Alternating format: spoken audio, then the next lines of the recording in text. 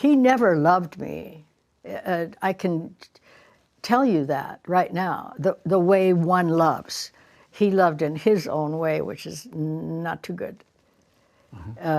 And so he had no respect for me. Angie Dickinson, once America's ultimate screen siren, has finally done what she never dared for 7 decades. She's naming the 6 men she will never forgive. They weren't just co-stars. They were lovers, husbands, and gatekeepers of her fate. And now she's pulling back the curtain with no mercy. Why does she still carry so much rage? What happened behind the flashing cameras and glittering gowns? And how did these powerful men, icons of their time, break the soul of one of Hollywood's most beloved women? From betrayal in the bedroom to sabotage in the shadows, these are the secrets Angie buried for years. Today they surface. First on her list, Frank Sinatra. In the golden glow of 1960s Hollywood, they were magic. Frank, the magnetic crooner, the king of swing. Angie, the sultry star of Rio Bravo and America's rising TV queen. Together, they weren't just a couple, they were the couple. But behind the Rat Pack parties and red carpet smiles, there was something darker. Something Angie kept hidden until years later, when her words hit like a thunderclap.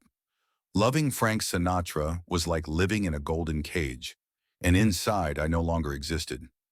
It began on the set of Ocean's 11. Sparks flew fast. Frank poured on the charm, showering her with roses, gifts, and poolside promises whispered under the stars. "You're unlike anyone else," he'd tell her with that signature confidence. But soon the romance cracked. One day after Angie landed a role with an on-screen kiss, Frank snapped. No argument, no discussion, just a command. "You are mine. No one touches you, not even on screen." From then on, warmth turned to control. He banned her from seeing male friends. He had her followed on set, and once, after she attended a casting he didn't approve of, she came home to find her belongings destroyed, and every photograph of them burned. This wasn't love. It was surveillance, wrapped in silk. He didn't hit her. He didn't have to. As Angie later wrote in her journal, "He didn't want me to love him. He wanted me to forget anyone else existed." When she was nominated for a lead role in a small but critically acclaimed indie in 1970, Sinatra made one phone call at 2 a.m. to the director. His message was cold and simple. "If you keep her in that movie, you'll never work in Hollywood again." The role vanished. No explanation. Just silence. To the world, they were golden. But for Angie, it was suffocating. She even admitted she once considered marrying him, but couldn't face that challenge. Out of respect for his ex-wife, Nancy, she kept her distance, saying Nancy was so wonderful, so gracious. Still, Sinatra's obsessive jealousy and power plays left a wound that never healed.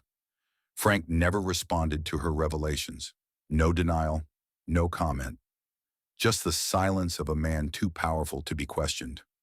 Angie didn't call it a feud. She called it survival. "He broke me in ways I couldn't explain back then," she says now. "But I'm not afraid to say it. I've forgiven myself. But not him. Not then. Not now. Not ever." Next came Jack Webb. He didn't raise his voice. He didn't throw punches. He didn't need to. In Hollywood, silence can be more lethal than scandal.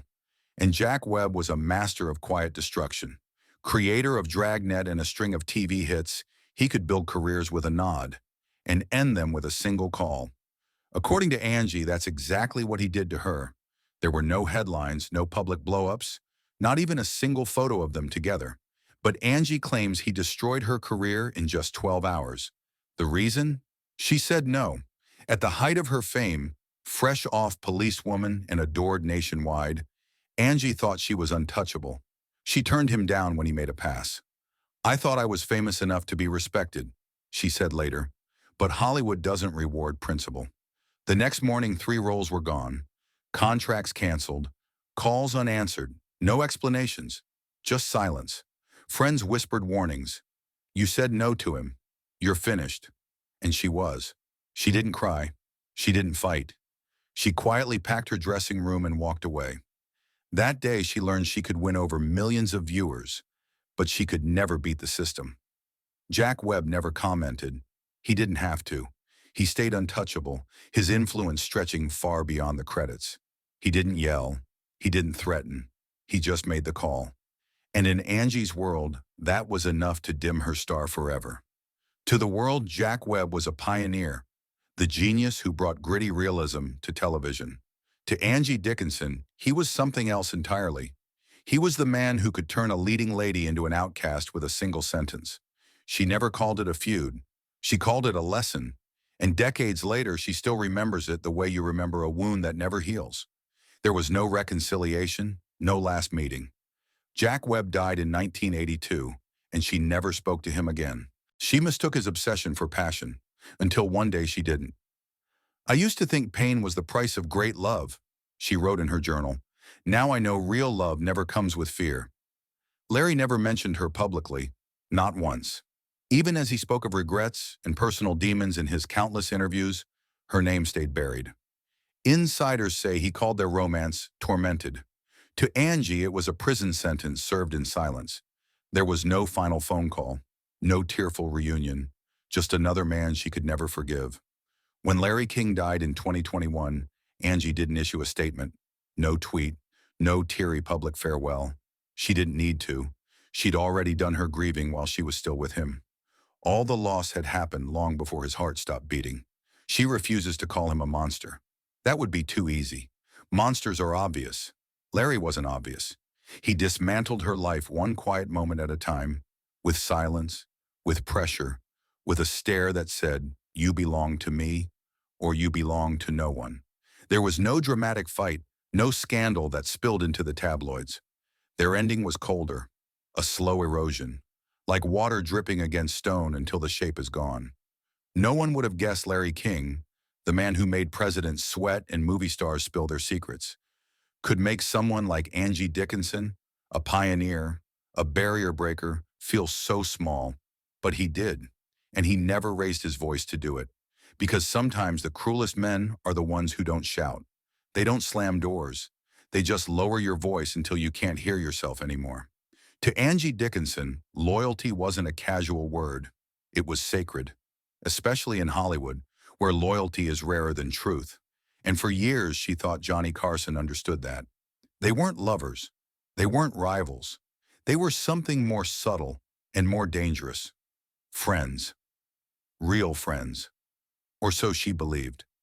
Carson had invited Angie onto The Tonight Show countless times. She was one of his favorite guests. Funny, flirty, quick-witted, always in step with him. Viewers adored it. Producers counted on it. And Angie trusted it. "I thought Johnny was in my corner," she once admitted. "He made it feel like we were in this together." But one night, that illusion shattered. It was supposed to be her moment. A Lifetime Achievement Award. Flashbulbs, standing ovations, a career coming full circle. But minutes before the show, Carson was slipped an old, unaired interview. In it, Angie had casually mentioned a disgraced producer, a man the industry had buried and sworn never to speak of again. She hadn't been stirring scandal. It was an off-the-cuff remark. Human, honest.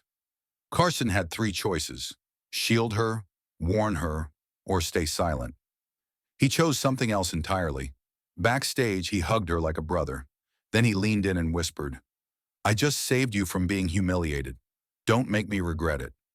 It wasn't protection, it was leverage. And on live TV with millions watching, he delivered the line that froze her blood.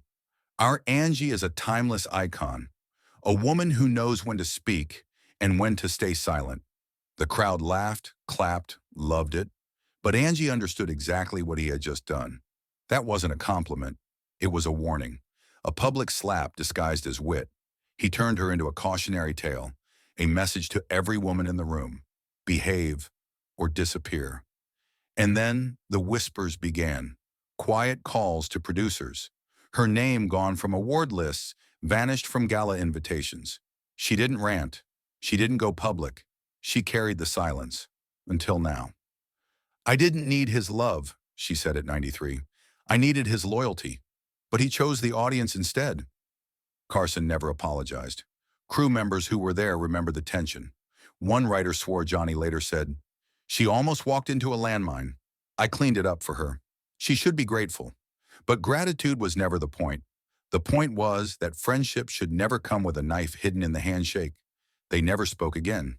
And when Angie named the 5 men she hated most, Johnny Carson made the list. Not for what he said, but for the quiet way he made her vanish. "He didn't stab me in the back," she said. "He smiled, held my hand, and pushed me off the stage." Then there was John F. Kennedy. Hollywood wanted Angie Dickinson to be the girl on the president's arm. Angie Dickinson wanted none of it. She built her name on strength, on skill, on a face the camera couldn't turn away from, not on whispers about stolen moments in the Oval Office. So when the rumors started that she'd been the longest-running affair in JFK's history, she didn't just deny it, she bristled. "There was no reason, no grounds, for thinking I was seeing him, and I wasn't," she told CBS's Mo Rocca, her voice calm but edged with something sharper. JFK had a reputation: handsome, magnetic, a man who collected famous women the way others collected cufflinks. Audrey Hepburn, Marlene Dietrich, White House interns, and, if the gossip was true, Angie Dickinson. Biographer Christopher Anderson claimed their connection lasted longer than all the others. Angie herself once called him devastatingly handsome and the killer type. She hinted their time together was the most exciting moment of her life, and then she stopped herself. It would be bad manners to say more. Witnesses claim they spent secret weekends in Palm Springs, that he even vanished during his own inaugural ball just to be with her.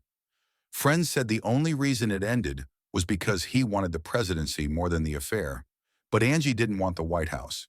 She wanted distance. By the 2000s, she was done playing along. There was nothing there, she insisted. I wasn't his type. I never was.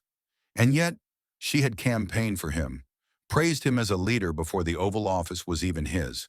So was it real, or was it myth? JFK never said.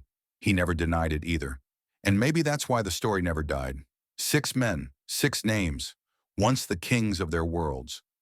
Now just ghosts in Angie Dickinson's rearview mirror. They faded. She didn't. And when she was asked if she forgave them, her answer was the same as it's always been. I've forgiven myself, but not them.